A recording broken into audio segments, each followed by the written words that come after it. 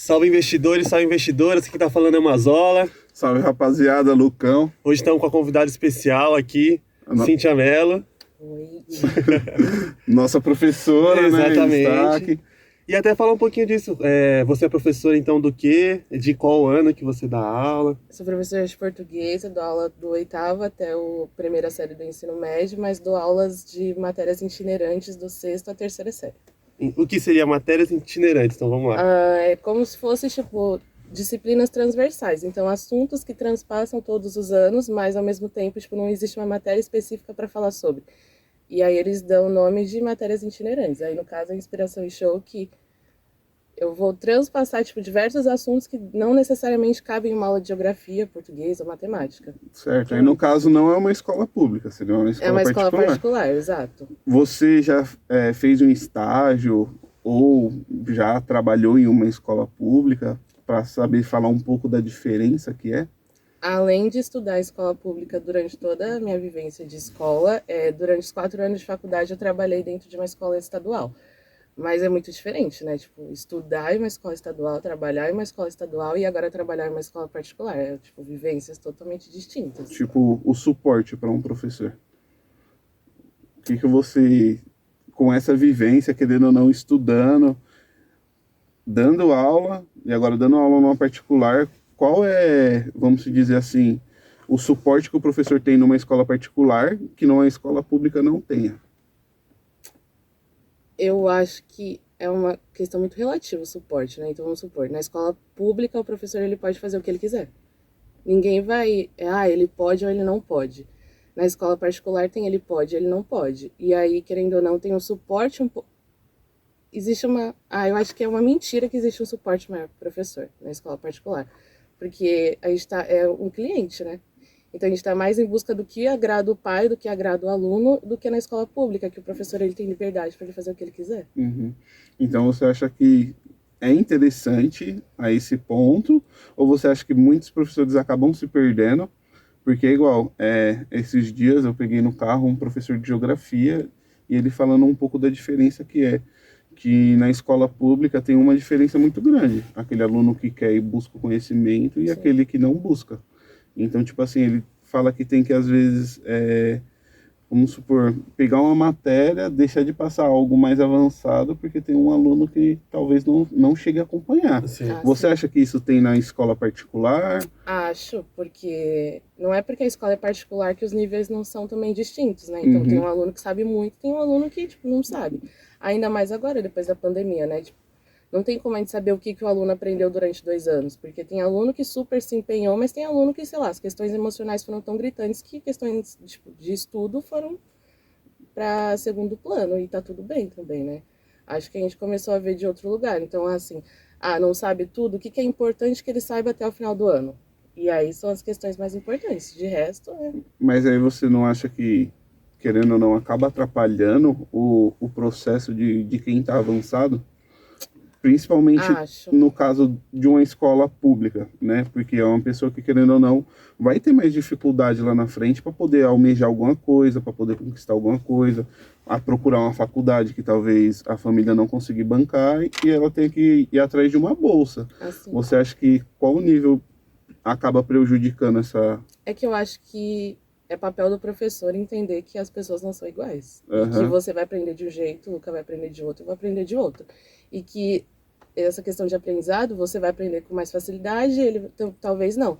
E que a gente precisa dosar. Então é papel do professor entender, talvez tal atividade um pouco mais complexa para você dê certo, para ele não. E aí é nosso papel. E é importante também, né, ter essas diferenças, porque um começa a ajudar o outro, né? Você cria uma ajuda ali, você acha... Você acha que seria interessante 2 professores Dentro de uma sala? dentro de uma sala? Para, tipo, enquanto um tá explicando e talvez, vamos colocar aí, esse pessoal que esteja um pouco atrasado, o professor já tá dando um suporte, porque às vezes eu penso assim, igual eu também estudei numa escola pública e tal, do primeiro ao 8º ano, eu tinha muita ajuda dos professores, a gente era livre para fazer perguntas, os professores sentavam do nosso lado para explicar. Quando eu cheguei do primeiro ao 3º ano do ensino médio, já foi totalmente diferente. É aquela sala com 30, 40 alunos, levanta a mão, perguntou. a pessoa que fica Mas às eu acho vezes... legal explicar pro pessoal que a gente estudou junto e estudamos no Amorim Exatamente, Lima, né? Amorim Então Lima, o do Amorim primeiro Lima, oitavo. ele tem toda uma estrutura diferente escolar, né? Sim. Então foi muito esse impacto, e ainda mais você é formado lá desde o primeiro oitava, né? Certo. Eu entrei lá na quinta, então já tinha uma vivência de escolas tradicionais enfileiradas, né? Certo. Mas o Amorim dá muito esse privilégio, a gente tem que destacar isso só pra falar o contexto, né? Sim, Porque a exatamente. nossa escola tem um privilégio, assim, de uma certa forma, pelo projeto ser diferente, né? Sim, exatamente. O projeto que, querendo ou não, a diretora sempre buscou, que seria interessante até as outras escolas, talvez do primeiro ao oitavo, até buscar Assim, pra você ter um conhece a conhecimento metodologia do Amorim? Você tem- Conheço, e aí é uma metodologia bem cara, né? Extremamente cara. Então, vamos supor, a minha escola, ela segue as metodologias ativas, que é a mesma proposta do Amorim Lima. Trabalhar em grupo, dar mais autonomia para o aluno, questões de disciplina. Então, matemática, português é muito do básico, é mais entender que o aluno ele precisa ser um sujeito autônomo e que o que ele aprende é importante para ele, mas é que ele também pode trazer coisas que são inovadoras, diferente do ensino tradicional. Só que, ao mesmo tempo, tipo, é muito caro. Então, é uma escola pública que gasta muito. Uma escola particular, para ter esse tipo de metodologia, vai atingir determinadas pessoas. Então, uma classe C não atinge. Vai atingir uma galera muito mais rica, porque é muito caro. É muito caro você pagar professores para trabalhar disso, porque você precisa formar professores em metodologias ativas. Você precisa formar, então, todo o ambiente escolar para atingir esse tipo de pessoas, né? E aplicar esse tipo de aula. Aí é muito mais complicado. Mas você não acha que, às vezes, com esse método, o ensino fique até mais interessante para o aluno ter a vontade de, querendo ou não, igual a gente tinha a autonomia de poder buscar a resposta em livros, entendeu? Tava lá, ó, o objetivo está entre a página 140 a 152, referente a tal assunto. A gente tinha que ler essas páginas. Não, a gente ia escolher a disciplina, agora quero ter matemática, agora quero ter português. Então isso é uma autonomia muito grande também, né? Eu acho que tem os dois lugares, né? Eu acho importante, só que em algum momento eu acho muito utópico. Então, sei lá, o Amorim Lima é uma escola, a única escola pública da cidade de São Paulo que segue esse sistema de ensino. E aí é isso, você estuda lá do primeiro até o oitavo ano, e aí você vai para o ensino médio. O ensino médio que não segue nenhum tipo de característica similar ao Amorim Lima. Pô, você sofre um impacto. Sim, você não vai acompanhar igual os outros. Sim. Só que é muito importante também, porque você vai se desenvolver em outros lugares que a galera que veio de uma escola diferente não vai se desenvolver. Então tem um lugar que é muito importante, mas tem um lugar que também peca, porque você não está concorrendo da mesma forma com os outros alunos. Sim, é igual, o impacto que eu tive quando eu saí da oitava para o primeiro ano foi assim, eu cheguei lá, lógico, foi tudo diferente, fileirinha, geralmente ou era uma sala fixa, né, que a gente ficava, ou às vezes a gente ia trocando piada os professores que ficavam em sala fixa, mas assim, no caso, vamos se dizer assim, de matemática, que eu acho que o Amorim até, vamos dizer assim, não é que dá uma forçada, né? É mais rigorosa ali com a matemática. Eu acho que eu cheguei acima do pessoal que Mas você não acha que isso é individual? Ano. Eu não colocaria o Amorim, eu acho que a gente teve uma professora que teve muito mais contato com a gente, que era de matemática, que até a professora Lilian, fazer o convite também, professora Lilian, vai ser muito legal te receber aqui, exatamente, o pessoal do Amorim, para falar um pouquinho mais. Mas a gente teve um contato muito grande com ela, porque no Amorim tem sistema de tutorias, né? Então, tipo, ela era nossa tutora, uma professora de matemática. Então a gente tinha mais contato com a pessoa de matemática, isso era mais claro, assim, sabe? Então eu concordo que a gente tem uma matemática um pouco mais avançada, mas eu colocaria método da professora, e não do projeto ou da escola. Eu colocaria método individual, meio de uma certa forma. Você acredita nisso? Você acha que dá para ter essas divisões? O professor tem o mérito dele, a escola, o projeto, ou você acha que tudo... eu acho que tudo é um pacote. Entendi. Eu acho que é óbvio que cada um vai andar com as suas próprias pernas, mas sem uma pessoa, talvez a matemática não seria, não chegaria sabendo mais de matemática do que das outras disciplinas. Então acho que é um pacote como um todo. E é isso, né? A função. Tipo, você precisa levar alguma coisa, independente do sistema de ensino que você esteja tendo. No caso, é igual, até desculpa estar falando do Amorim, mas... Não, e faz parte da nossa história, né? É a nossa referência também. Exatamente, mas assim, eu acho que o sistema lá, igual eu falei que eu fui do primeiro ao oitavo, faz você abraçar o projeto, com certeza. entendeu?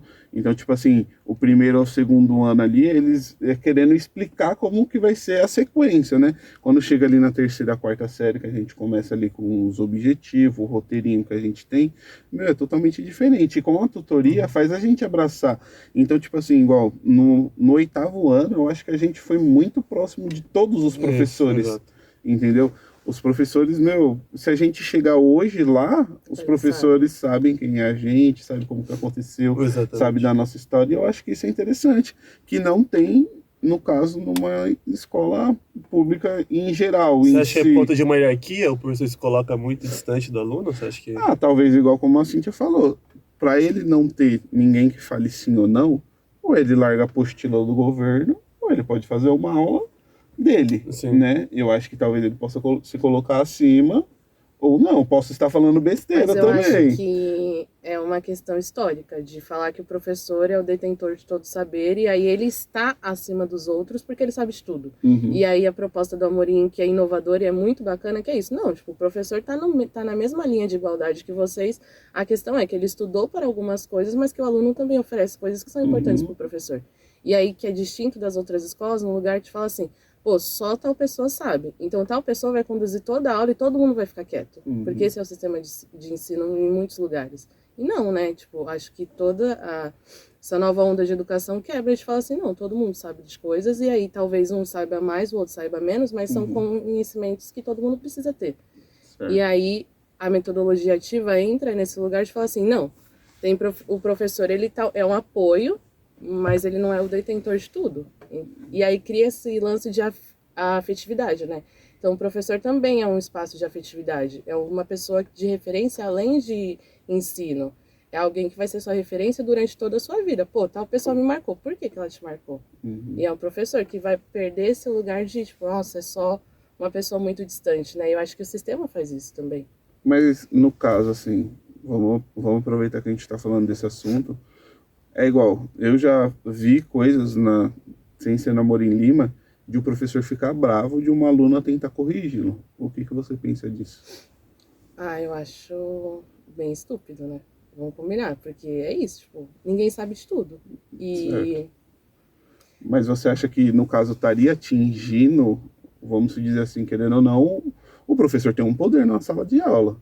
Talvez ele vê-se como um ataque contra ele. É uma questão de ego, né? Então, e tal pessoa não pode falar que eu estou errado. Porque eu sempre estou certo, mas é uma questão de ego e, tipo, de construção do que ele acha que é ser professor. Mas eu acho um absurdo. E qual a sua opinião, se no caso você passasse por isso, ou se você já passou por um caso desse? Já passei várias vezes. É normal. Eu não acho que é um problema. Acho que é isso. A gente tá lá para fazer construções. Construções com eles e construções comigo. Então, a cada minuto a gente vai se ressignificando, né? E aí depende muito do contato que você tem com a turma, depende de como a pessoa te aborda, porque é isso. Então, sei lá, uma vez eu esqueci de colocar um acento em uma palavra. Pô, você errou, tal. E aí, se você tem uma intimidade maior com a turma, você acaba fazendo uma brincadeira. Tipo, queria ver se vocês estão fazendo certo, se vocês estão prestando atenção. Depende muito de como você lida com o erro, né? Tipo, todo mundo erra. Então, é natural. Certo. É normal já. E fala um pouquinho, por que você decidiu ser professora, esse seu processo, assim? O que você acha que te despertou pra querer chegar lá? Eu acho que foi o acaso, tipo, eu nunca quis ser professora. Caramba. Tipo, nossa, sonho de infância, vou ser professora. Não, eu gostava de literatura, tipo, eu sempre gostei de ler. E aí, acabou que surgiu uma bolsa 100%. Então, tipo, acaba a escola, pô, o que você vai fazer da vida? Eu não sabia, não fazia a menor ideia do que ia fazer, mas eu tinha 3 opções de curso: psicologia, letras e jornalismo. Letras era a última opção de curso. Aí eu falei, eu não tenho dinheiro para pagar uma faculdade, eu tinha 0 condição, e o Enem também eu não fiz direito, né, de uma forma, tipo, nossa, vou conseguir uma bolsa. Aí meu professor da escola ofereceu uma bolsa no Facebook na época. Eu falei, tenho interesse. E aí ele falou, não, você tem interesse? Eu falei, tenho interesse, tipo, 100%, por que não? Não vou pagar nada. Aí, tanto que esse professor me deu, tipo, um incentivo financeiro para começar a faculdade, porque eu também não tinha dinheiro algum para fazer a matrícula, porque é muito caro, é um valor integral. E aí eu ganhei uma bolsa 100% e comecei a trabalhar para bancar essa faculdade. Então, tipo, trabalhar em escolas do governo para conseguir me manter. E aí eu acho que, em algum momento eu falei, nossa, acho legal, acho que eu vou tentar. E comecei com estágio e tal, e falei, não tem uma outra opção, vou fazer o que da vida? ser professora. E qual era o seu sonho de infância, já que não era ser professora? Não sei, eu queria trabalhar com alguma coisa que, tipo, não fosse dentro de um escritório. Tipo, isso era a minha certeza. Eu não quero trabalhar dentro de um escritório, não queria, nunca quis. Mas era, tipo, trabalhar com questões de leitura. Sempre quis, mas... E como é se ver perante a uma turma, assim, né? Porque quem se você nunca se imaginou lá, então. Aí você começou a cursar e do nada você já estava dentro de uma sala, sei lá, ensinando pessoas. Como que você vê isso? Tipo... É absurdo, né? No começo, de falar assim, meu Deus, eu consigo fazer isso, né? Como? Tipo, tímida, super retraída, e como que eu vou fazer isso? Mas, sei lá, tipo, eu acho que eu nem paro pra pensar e Na falar faculdade eles ensinam isso de uma certa forma? Não, porque didática ou você tem ou você não tem, né? Então, eu descobri que eu tenho. E como foi o seu primeiro dia com a sua primeira turma? Você, isso, sem ser como estágio, né? Mesmo, exato. Nossa, eu tremia. Eu tremia absurdamente e é isso, né? Tipo, eu que tinha que conduzir tudo. Se eu não conduzisse, tipo, nada iria acontecer. E ao mesmo tempo, você não recebe instrução de como você vai fazer, porque pressupõe que você já sabe o que você tem que fazer. E era meu primeiro dia em uma escola nova, mesmo sendo da mesma rede que eu trabalho há muito tempo, mas era uma escola nova, com pessoas que eu nunca tinha visto na minha vida, mas pessoas que já tinham ouvido falar de mim. E eu falava, meu Deus, e agora? O que eu vou fazer? E aí com conteúdos que eu também não dominava, porque pressupõe que o professor sabe todo o conteúdo da disciplina que ele aplica, né? E não, a gente vai sabendo a partir do momento que a gente vai estudando e aplicando. E aí eu ficava, gente, eu tremia, não tinha muito o que fazer, eu tremia, só tremia. E é isso, eu fui construindo uma relação de afeto com os alunos pra, tipo, poder errar também, porque era o meu primeiro ano. Tipo. Qual que era a classe da turma que foi a primeira? Então, eu comecei dando aula no 8º, 9º e ensino médio. E aí é isso, né? Tipo, uma pancada logo de vez. Tipo, não é um 6º ano que é uma galerinha que não sabe o que você tá falando direito. É uma galerinha que já tem uma bagagem escolar muito forte. E é uma galera que tá num processo de formação que exige muito. Então é uma galera que, tipo, recebe informação de todos os lados. E aí você precisa conduzir essas informações que eles estão recebendo. Então, ao mesmo tempo que é muito difícil, é muito fácil. Porque eu tenho uma idade muito próxima da deles, querendo ou não. E aí eu sou uma das professoras mais novas do cenário da escola. E aí, querendo ou não, facilita porque a gente tem uma linguagem muito similar. E você acha que os alunos acabam te procurando por causa, talvez, da linguagem, por causa da idade? Você acha que tem essa busca maior do que, talvez, com outros professores? Ah, sim, porque em alguns momentos a gente acaba sendo mais psicólogo do que professor, né? Então, saber de todos os problemas que acontecem na vida do aluno. E aí é um lugar que eu me vejo e falo assim, tá, o quão importante é eu abraçar essas questões, sabe? Pra mim e pra eles, porque você acaba criando uma carga emocional muito forte que às vezes eu não consigo lidar e os alunos não têm com quem falar. E eu falo, pô, eles precisam de alguém pra escutar. Mas eu não sei se eu quero ser essa pessoa 100% do meu tempo, A escola, sabe? ela dá algum segmento pra isso? Tipo, de pensar nessa manutenção do professor com a vida pessoal do aluno? Ou isso é muito individual do professor? Eu acho que é individual. Não é, né? Eu tenho certeza. É individual do professor. Tem professor que chega, dá bom dia e vai embora. Tipo, aplica a aula que ele tem que dar e vai embora. Tem professor que segue tudo muito certinho e tem professor que, tipo, vai além. E aí eu sinto que eu vou sempre além, sabe? Eu não quero só passar o meu conteúdo e dane-se se vocês estão aprendendo ou não. Eu quero, tipo, pô, por que você não tá aprendendo, sabe? Tem uma questão por trás. Tipo, um aluno que só dorme a minha aula toda. Pô, por que ele só dorme na minha aula? Mas é isso, vai de pessoa para pessoa. A escola não vai falar, pô, você precisa ser mais afetivo. Não, você precisa aplicar os 5 livros que você tem que aplicar durante o ano. E como você vai fazer, você se vira. E você já teve que interferir diretamente? Não precisa nem expor muito assim o caso, mas você já teve que interferir diretamente em algum caso que você viu, que falou assim, mano, tem que fazer alguma coisa, não consigo não fazer. Sim, tipo, é isso. Questões emocionais é o que mais pega dentro de uma escola. E aí, ainda mais agora depois da pandemia, parece que é muito só isso que aparece, né? Então, aluno que se corta, aluno que tem questões com os familiares, e aí o que a escola faz? Porque existe um lance de falar assim, tá, não acontece dentro da escola, então não é uma questão escolar. Só que se a pessoa passa mais da metade do dia dela dentro da escola, automaticamente tudo é um problema escolar. E aí quem lida com isso são as pessoas que estão lá, porque querendo ou não, elas têm mais instrução. E aí, em muitos momentos, a escola se omite, né? Porque você vai bater de frente com a família, você vai, enfim, questionar. E nesse lugar eu acho muito problemático, porque é um problema, tudo é um problema escolar, se acontece lá. Então, uma aluna que tá se cortando, mano, você precisa lidar com isso, e aí, o que você vai fazer? Tipo, dane-se se ela tá aprendendo língua portuguesa, dane-se se ela sabe que é um verbo. Não, não é mais importante isso. A importância é ela não se matar. Isso é importante. E aí isso tem que acontecer dentro da escola, só que em muitos momentos a escola omite, né? Mas aí, igual você falou, né? A escola omite, às vezes, por não querer, talvez, uma discussão com os pais. Sim. E como você vê na escola pública, né? Que hoje tem acontecido uns fatos, tipo, que é inadmissível, né? Eu acho que, tipo assim, todo mundo tem uma discordância referente a algumas coisas, que é normal, mas, tipo, a chegar ao ponto de matar, né? Que mataram professores, mataram alunos. Você acha que isso vai muito do bullying? Você acha que isso vai muito da geração?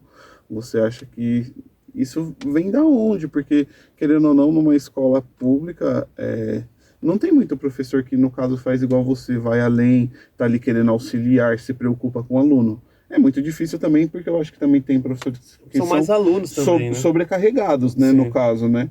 Então, tipo assim, como você vê isso? O que você acha que pode fazer para mudar isso? Não, e até acrescentando, se você acha que um professor que tem uma intimidade com os alunos, ele consegue até perceber antes de acontecer, porque às vezes ele já conhece, já tem um vínculo, né? Porque a pessoa não vai normal quando ela vai fazer isso. Então, não sabemos, né? Tipo, enfim.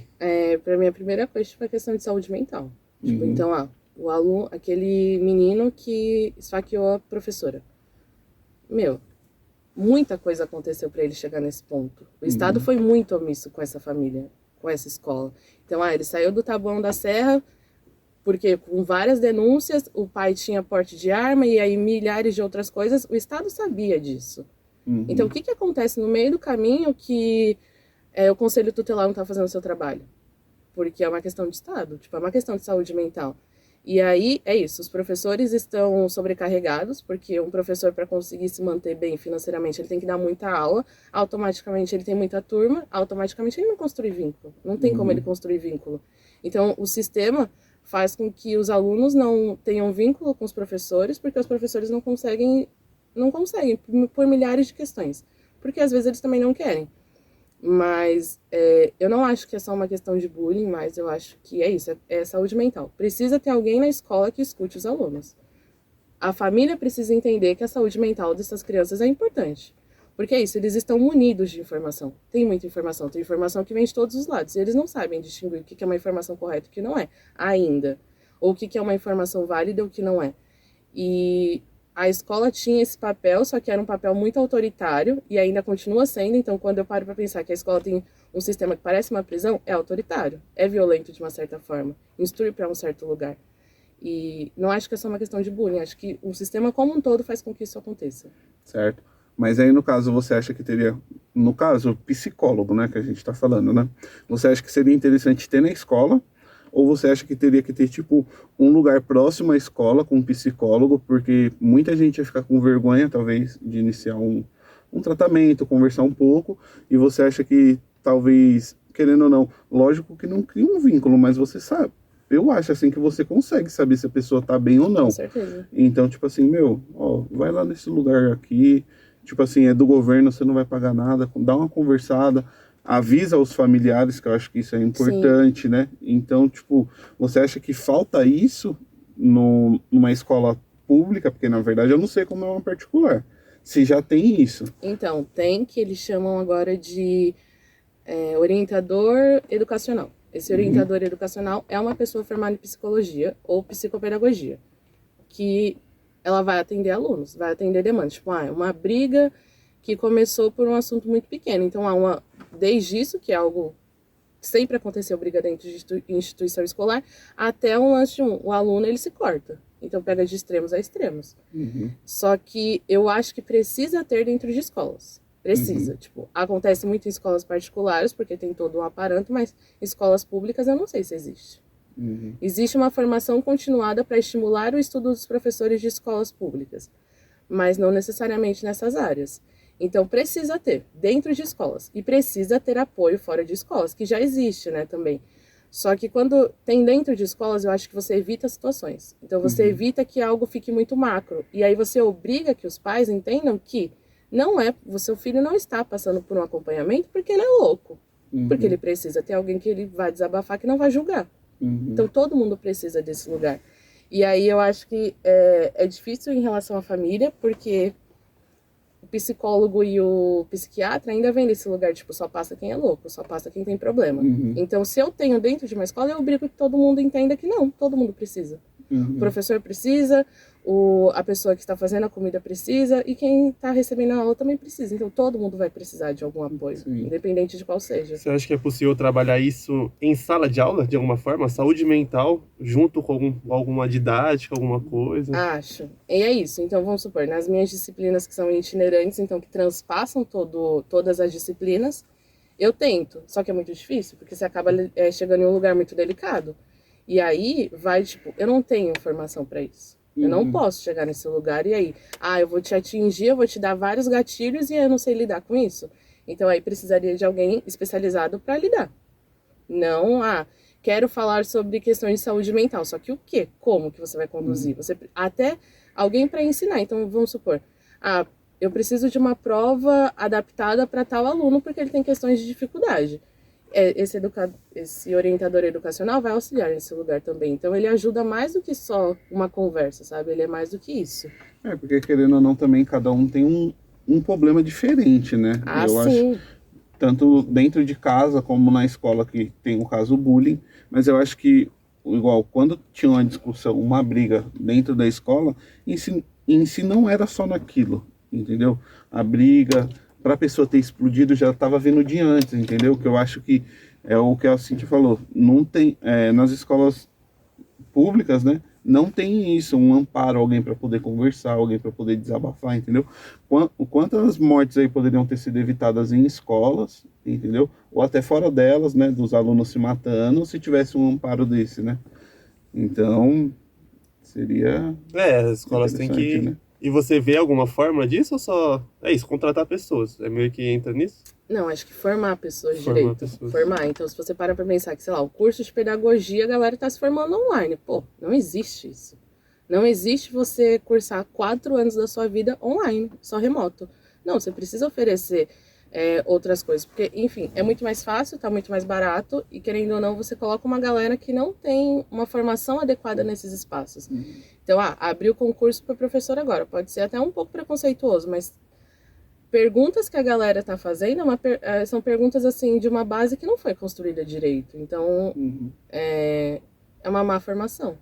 E, querendo ou não, são pessoas que passam nesses lugares. E aí, o que elas vão fazer dentro desse ambiente se já não tem tanta informação ou tanta formação? Então, dentro da rede pública, tem a estadual e a prefeitura. A prefeitura é incrível. A prefeitura tem projetos incríveis, o Estado não. O Estado é defasado em diversos aspectos, desde a formação, tipo, em quem eles vão selecionar para passar nesse concurso, até como eles vão aplicar essa aula.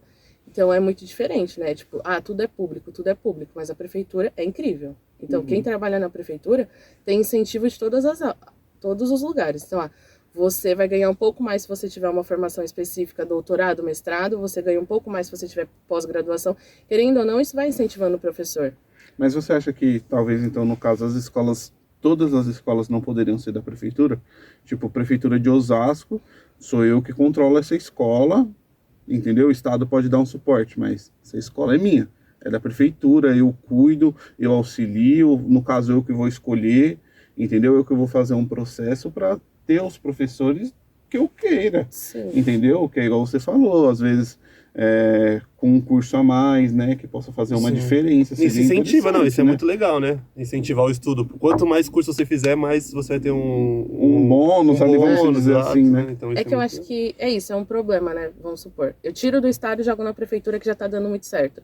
Não, por que a prefeitura é tão boa e o Estado é tão ruim? Por que as escolas de ensino médio são tão absurdas? Por que elas ainda seguem um sistema extremamente carcerário?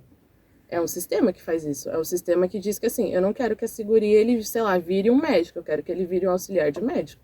E aí eu faço que a escola como um todo, formação de professores, seja muito pior. Mas eu acho que a prefeitura e o estado, eles precisam começar a falar a mesma língua. Tem o mesmo investimento. Por que não dá certo? Um e o outro dá certo. Porque o Amorim Lima é uma escola pública, mas é uma escola da prefeitura. E dá muito certo. Entre outras, né? Que seguem um sistema tradicional. Mas escolas do estado geralmente são piores do que escolas da prefeitura. Prefeitura é do 1º ao 9º, é isso? Tem uma escola fundamental que eu digo é isso, do 1º ao 9º ano, que é do estado, e o restante todas são da prefeitura. Entendi. E a ensino médio é estadual? Geralmente estadual. Entendi. Ensino médio é estadual. Interessante. E bom você bater nesse assunto, né? Que, querendo ou não, o Estado quer que você seja um auxiliar de médico, não quer que você seja um médico. Entra no nosso papo de investidores, né? Com certeza. Então, porque assim, a gente quer quebrar esse paradigma, porque na escola a gente aprende a ser funcionário, a querer um cargo melhor e nunca ser dono da empresa. Sim. Então, na escola, como você acha que a gente pode trabalhar isso? É legal trabalhar isso? Incentivar a... Educação financeira. Isso, exato. Até empreender, até, né? E assim, é uma demanda, né? Então, vamos supor, trabalho agora, existe o novo ensino médio, proposta do novo ensino médio, que diz que eu vou ensinar coisas que os alunos querem aprender, só que isso não acontece na prática. Então, sei lá, as escolas tiveram 4 anos para se adaptar e agora é obrigatório o novo ensino médio. A partir do ano passado, eu acho obrigatório. Então, todas as escolas têm níveis de ensino. Então, a minha ela vai trabalhar projeto de vida, questões de nutrição e uma outra disciplina que é itinerante. E aí, não traz coisas que os alunos querem. Então, eles querem trabalhar matemática financeira. Ninguém vai abordar isso. Porque é isso, você precisa formar professores para aplicar esse tipo de disciplina. E não acontece. Então, essa proposta do novo ensino médio não caminha com o que foi desenhado. E projeto de vida. O que acontece no projeto de vida? É mais uma aula de saúde mental. Então, o que você quer ser quando você crescer? Tipo, o que você projeta para sua vida? Tá disfarçado, então. Tá disfarçado. Só que aí tem escolas que funcionam muito bem e tem escolas do estado que não funcionam, que estão ensinando a fazer brigadeiro. E aí é um grande problema. Fora, vamos supor, a ETEC. A ETEC é incrível, é muito bom. Quem consegue entrar, tem um aparato de estudo absurdo. Só que é isso, você está criando pessoas para trabalhar para alguém. Não para querer ser algo no futuro, eu vou bancar essa empresa. Não, você está... É o ensino técnico. O ensino técnico nada mais é do que você trabalhar para outra pessoa. Você acha que o ensino de educação financeira, né, no caso... para as pessoas trabalharem como investidor, tanto na Bolsa de Valor ou até com o próprio negócio. Você acha que eles têm medo de, talvez, diminuir a mão de obra que tem no mercado? Ou você acha que, não, estuda aí, seja um funcionário e já era? Eu não sei se isso é consciente, mas acredito que sim. Acho que o sistema faz isso, né? Eu não quero pessoas... E a tecnologia também vai substituindo, né? Mas é isso, eu não sei até que ponto isso é uma consciência. A gente fala assim, não vou ter essa disciplina porque eu não quero que isso aconteça no futuro. Não sei se é nesse lugar. Ou pode ser um descaso também, né? Nem pensou sobre... Porque, não é importante que ele saiba disso. Só que aí você sai do ensino médio, não sabe o que é imposto de renda, não sabe o que, sei lá... Coisas muito básicas que a vida vai te obrigar a saber. Então... Falando disso, tem pessoas que têm um discurso de, por exemplo, mas como eu vou estudar financeiro, sendo que eu não tenho nenhum português e matemática básico? Como você acha que a gente pode trabalhar isso? Então, você acha que tem que sim pensar em outros projetos, enquanto a gente tem que elaborar o português junto, a matemática? Ou não, focar primeiro nos principais de uma certa forma e depois sim começar a pensar nesses extracurriculares? É que eu acredito que assim... colocam o português e a matemática como as disciplinas mais importantes. Tanto que eu tenho mais aula do que um professor de geografia. E aí, querendo ou não, isso já diz muita coisa. Eu acho que tudo é muito importante. Não tinha que nivelar o que é mais ou menos importante. Tudo é importante. É importante que ele reconheça que ele precisa saber todos os aspectos linguísticos, só que também é importante que ele entenda como fazer o uso disso em determinados lugares. Então é importante que ele saiba o que é uma matemática financeira. Então, eu não tinha que ter critérios de importância dentro da escola. Tudo deveria ser importante da mesma forma. E aí, como isso deveria acontecer, aí é irreal, porque você tem uma grade curricular a seguir. Não existe hoje um cenário que, tenha mais aulas de histórias do que aulas de português. Hoje isso não existe, mas deveria existir. Porque E trabalhar tudo junto, um português com história, você acredita nisso? Acho que é possível, tem gente que já faz isso. Eu desrespeito a formação, né? Então, eu não me sinto preparada ou no lugar de falar assim, nossa, eu conseguiria aplicar questões de história dentro da minha disciplina. Não, nunca. Porque você consegue trabalhar aspectos históricos, mas só uma pessoa que se formou, que é pronta para, vai conseguir conduzir direito. Então, tipo assim, uma tecla que você tem batido muito, querendo ou não, é que, tipo assim, não tem uma preparação, querendo ou não, adequada para esse tipo de coisa que a gente está pensando, né? Porque, assim, também a gente tem que entender que o falar parece ser simples, Exato. né? E é simples então, falar de uma certa forma. A né? prática levaria tempo, Exato. levaria Anos, muita coisa, exato. né? Então... Mas uma coisa que você falou mesmo, então você sempre coloca o ponto da formação. Então Sim. você acha que a mudança começa aí, formação dos professores em si, para já mudar a mentalidade e a partir daí começar a mudar todo um sistema. Eu acho que a base é a formação. Aí depois da base você quebra. Quando eu tenho uma boa formação, eu questiono o sistema que eu tenho. Automaticamente uma coisa está ligada à outra. Porque se eu tenho uma formação básica e, tipo, ruim, eu nunca vou questionar o sistema que eu tenho e ele vai continuar da forma que tá.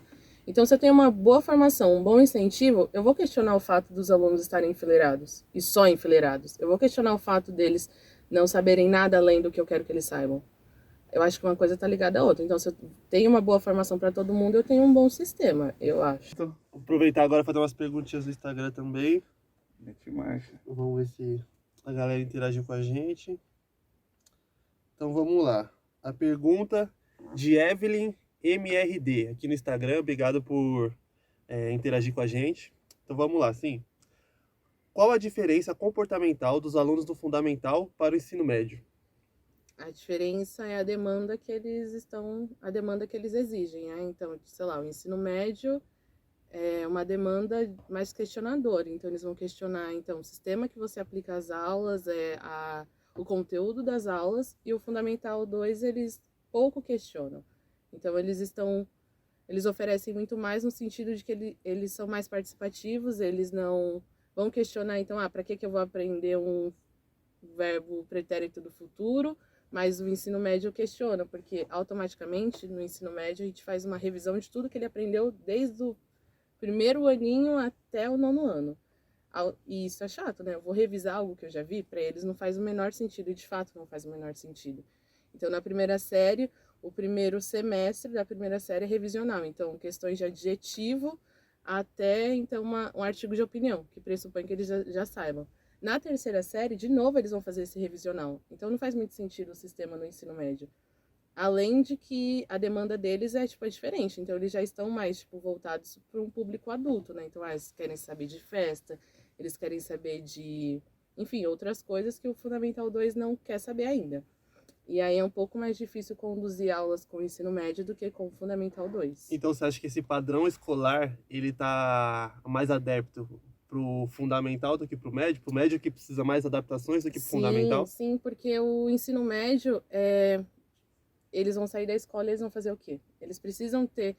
A escola precisa ser um lugar que eles prevejam o futuro. Então, eu preciso sair do ensino médio sabendo o que eu quero ser da minha vida. Eu não tenho que ter esse meio tempo de pensar, entre os 18 e 20 anos, o que eu preciso ser, o que eu quero ser, o que vai me ajudar. Não, ele precisa sair, 17 anos e falar assim, vou cursar a faculdade sabendo o que eu quero, sem ter aquele momento de falar assim, eu testei tal curso, eu testei tal, me encontrei só no último curso. Ou, entender que, assim, ele não vai fazer faculdade, porque para ele não é necessário. Uhum. E eu acho que o ensino médio tinha que ser esse momento dele pensar e falar assim, eu quero saber a minha projeção para o futuro. E isso não acontece. Então, como se o ensino médio tivesse que ser mais um preparatório para a faculdade, para a vida adulta, né? certo? Porque o ensino médio hoje é um preparatório para o Enem. Só que nem todo mundo vai fazer o Enem. E a gente precisa entender que a realidade agora é essa. Durante muito tempo, a realidade foi a faculdade era um ponto de refúgio. Hoje em dia não é mais, porque hoje em dia você entende que eu consigo ser, um TikToker fudido, mas eu não preciso ter faculdade para isso. Que existem diversas profissões que estão surgindo que você não precisa ter uma faculdade. Entender que tá tudo bem uma pessoa não querer fazer uma faculdade. Uhum. E que tá tudo bem também ela querer, seguir medicina e fazer o que ela, estudar por muito tempo.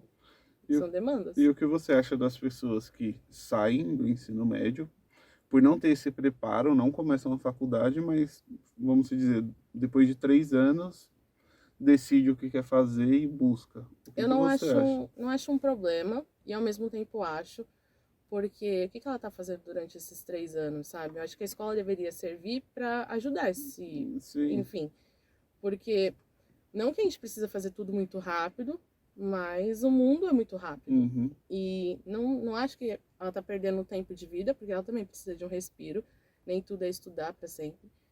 Mas eu sinto que a escola falha nesse lugar, tipo, o ensino médio falha, a ponto de você não direcionar o que o aluno precisa. Então ele passa muito tempo errando na vida dele até atingir um curso certo. Eu fui num curso certo? Eu fui, mas tem várias pessoas que não conseguiram ir no curso certo e falam assim, pô, essa é a minha profissão. A partir do primeiro curso que eu fiz, eu falei, pô, eu não vou mudar mais de profissão. Isso é o que eu quero ser até o... Não o que eu quero ser, tipo, é a profissão que eu quero, eu não vou fazer outra faculdade. Vou estudar de outras formas. Mas o que acontece muito hoje é, eu tentei advocacia, eu tentei medicina, eu tentei psicologia e não gostei de nenhum, eu tentei engenharia. Tipo, por que ele testou tanto? Não é porque ele gostaria de testar, é porque ele não se encontrou lá atrás. Então, no caso, isso já vem de um problema, então, que no caso, o primeiro ao terceiro ano do ensino médio deveria ser voltado a isso, né? Exato. A mais ali uma construção, querendo ou não, né? Isso é uma construção. E eu penso também até assim, né? Como a escola em si ensina a gente a ser um funcionário, deveria vir com um preparo desse. Ó, a área, vamos dizer, de advocacia, ó, pelo menos um dia na semana, você vai pegar 2 horinhas e eu vou te explicar o que é advocacia, o que vai acontecer. Se você fosse formar, até imersivo mesmo, trazer pessoas de várias áreas, né? Sim, você mostra possibilidades, né? Então, sei lá, o que tem na minha escola, não sei se tem nas outras, é Feira das Profissões. Então, profissões da atualidade. Então a profissão, sei lá, design digital, né? Não sei. Tá muito em alta. O que você precisa ter ou saber para virar um programador, que tá muito em alta. O que você precisa saber, ter para virar uma pessoa. Então, mostrar que existem possibilidades. A possibilidade não é mais só eu vou ser engenheiro, eu vou ser professor, eu vou ser médico. Não, tem um leque de possibilidades. E aí, em alguns momentos, essas possibilidades não chegam para todo mundo. E aí é um problema não chegar para todo mundo, né? Você acha que é igual, querendo ou não, para um aluno do ensino médio para a faculdade já tem uma pressão na cabeça dele, né? Que vem de casa, né? Sim. Não, você tem que fazer a faculdade e pronto. Mas eu penso que não seja assim, né? Eu acho que a pessoa tem que se descobrir, que seria o lugar dessa pessoa se descobrir no ensino médio, que não tem, né? Infelizmente. Então, tipo, acaba E até falando sobre isso, você acha que as faculdades acabam pegando problemas de ensino igual, tipo, ensinando da mesma forma que é ensinado no fundamental, no médio? Sim, tem, sei lá, professores de faculdade que também dão aula em escola. E aí eles falam, gente, que tipo de aluno vocês estão formando que estão chegando aqui, tipo, com defasagens absurdas? Porque é isso. Agora, chega na faculdade alunos que fizeram um péssimo ensino médio, então tem uma base muito mal construída, mas chega também alunos que tiveram um ensino médio excelente. E aí, eles vão competir em situação de igualdade, né? Ou não, porque automaticamente um sabe mais, um sabe menos. E a faculdade é o lugar que eles vão crescer, né? Vamos se dizer, tipo, não tem mais um pai ou uma mãe que tá zelando por eles ali dentro. É você e seu professor. É você correndo atrás da sua nota. Não vai ser a sua mãe no final do ano implorando para que você faça parte da recuperação. Não. Errou, você vai ficar de DP. É o sistema da faculdade. E aí falta, então, nesses jovens que vão direto, muitas vezes, maturidade. Tipo, muitos não têm maturidade alguma para ir para o sistema de faculdade, que exige outras coisas, né? Então, hoje só tivemos uma pergunta, mas agradecer, obrigado por participar.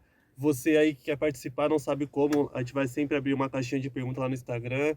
Então entra lá, faça sua pergunta, interaja com a gente, dá aquela moral pro projeto. Então, rapaziada, um quadro novo aqui, certo? Apresentado aqui pelos investidores da Quebrada, o Bate Pronto. Tá pronta, Cíntia? Tô pronta. Então bora lá. Um sonho. Ficar rica. Certo.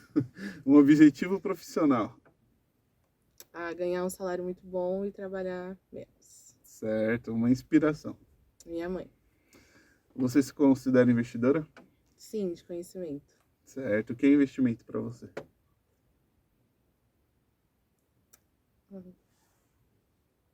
Investimento é uma projeção que eu faço para alcançar algo, tipo, algo que eu tô prevendo para o futuro. Certo, legal. Qual foi sua maior dificuldade?